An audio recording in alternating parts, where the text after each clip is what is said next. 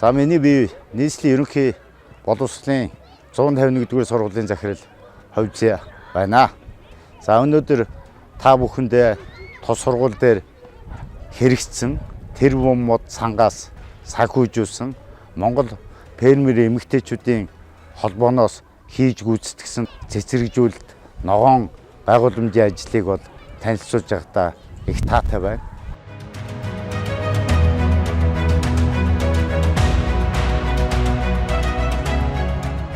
Манай сургууль 2020 онд баригдсан.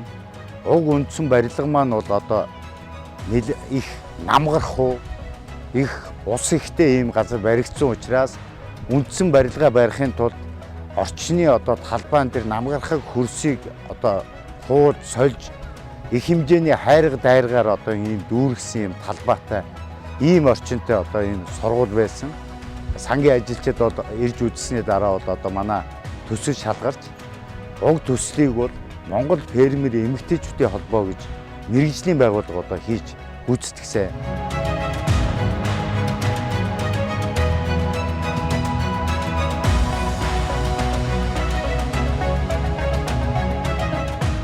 Нийтдээ одоо манай сургуульд 8 төрлийн 700 гаруй төрлийн мод ботыг одоо суулгаад байна. Одоо гацуур мод, монос мод, бөөлөс, гүүлэс, хайлаас, за агч мод гэх мэтлэн ийм олон төрлийн модуудыг суулгадаа 280 м2 талбайд зүлэгжүүлэлтийн ажлыг бол энэ мэргэжлийн байгууллага хийж гүйцэтгэлээ. Энэхүү хийгдсэн ногоон байгууламжийн ажлуудаас хамгийн чухал нь бол сургуулийн голын талбайд одоо хийгдсэн цэцэрлэгжүүлэлт одоо пантомын ийм ажил байгаа.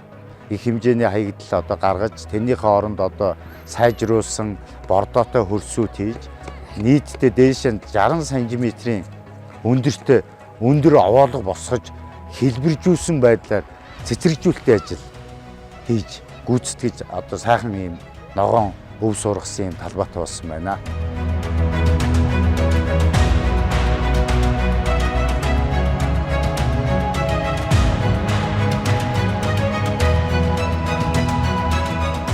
Манай сургуулийг одоо зүүн салаанд, Баян Хошуунд одоо ингэж хүүхдүүдийн эрүүл эко орчныг бүрдүүлэхийн төлөө санаа тавьж санхүүжилтийг өгсөн тэрбум мод сангийнханд одоо чин сэтгэлийн талархал илэрхийлж байна. Уг ажлыг гардан гүйцэтгсэн Монгол фермер эмэгтэйчүүдийн холбооныхонд одоо чин сэтгэлээсээ бас баярлалаа гэж хэлхийг хүсэж байна. Тэгээ одоо энэ хийж гүйцэтгсэн ажлын маань бол одоо тус сургуулийн эко клубын сурагчид бол хайрлан хамгаалж өсгөж одоо ингэж ургуулж ингэж явах учиртай байгаамаа.